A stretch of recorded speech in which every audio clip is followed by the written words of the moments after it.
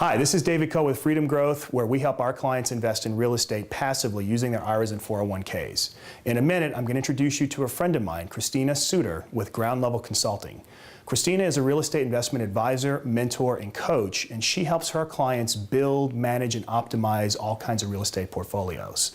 Christina also runs a for-investor, by-investor group, or FIBI, based out of Pasadena. And at Christina's FIBI group, they focus on real estate and the different macroeconomic factors that will affect someone's real estate portfolio.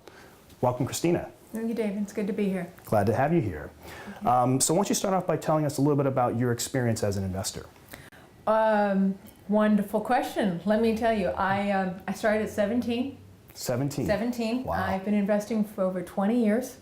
So I definitely have invested in single family, multifamily, flips, lot splits, condo conversions. I've done a variety of stuff, all on the residential side. Oh, great.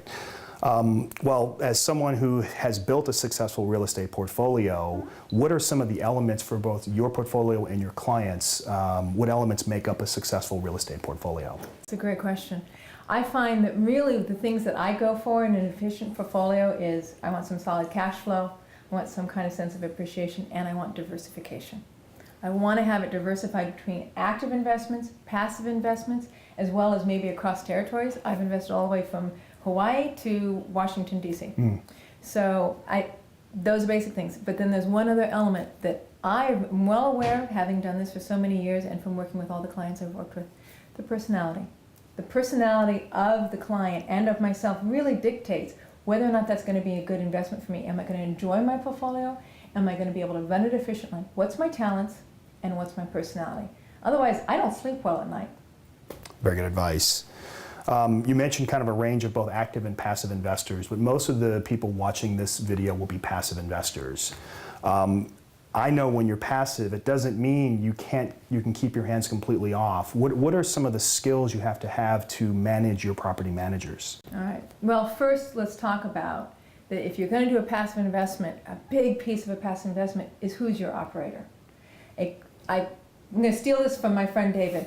Really, you can have a great investment and a bad operator, and I've been there and I've done it, and you end up with a crappy investment. But if you've got a good operator that you know can handle both the finances and the logistics of the particular investment, they can actually take a medium investment and make it good. And that's what you're looking for. So that's first.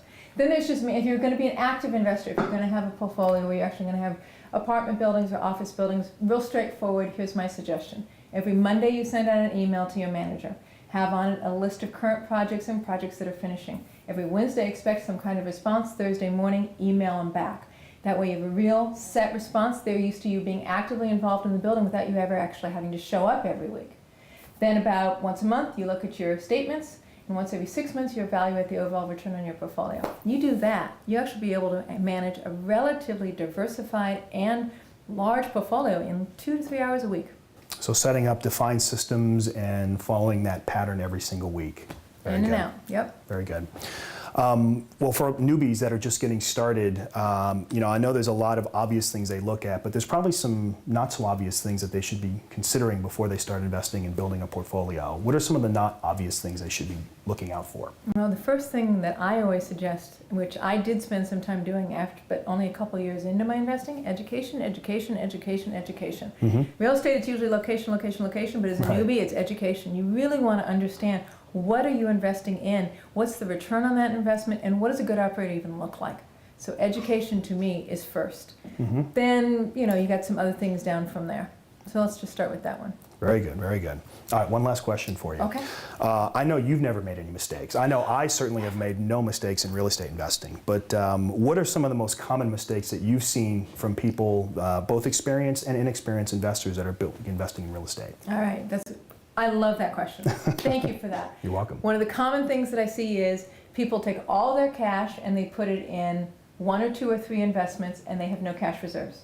Every once in a while, a real estate investment goes awry and there's nothing you can do about that.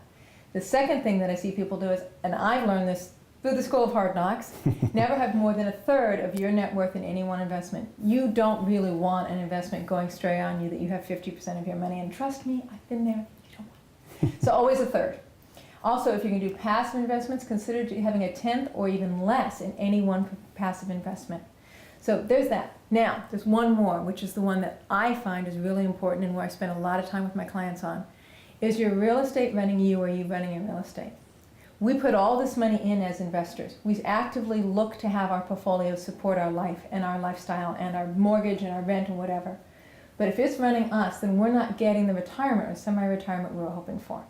So the thing that you want to do is just implement that system I talked about, so that you get some distance between the chaos of your real estate and be able to have the lifestyle that you supposedly are looking for and are choosing to be as an investor. Very good. Well, thank you very much for coming by today and sharing your knowledge with all of us. Sure. If you'd like to learn more about Christina, we invite you to check out her website, Ground Level Consulting. Or if you're in the Pasadena area, please check out her Phoebe group. You can find details on meetup.com. And then, of course, if you'd like to see some of the investment opportunities we have on our website, please check out the investment opportunity tab on freedomgrowth.com. Thank you very much.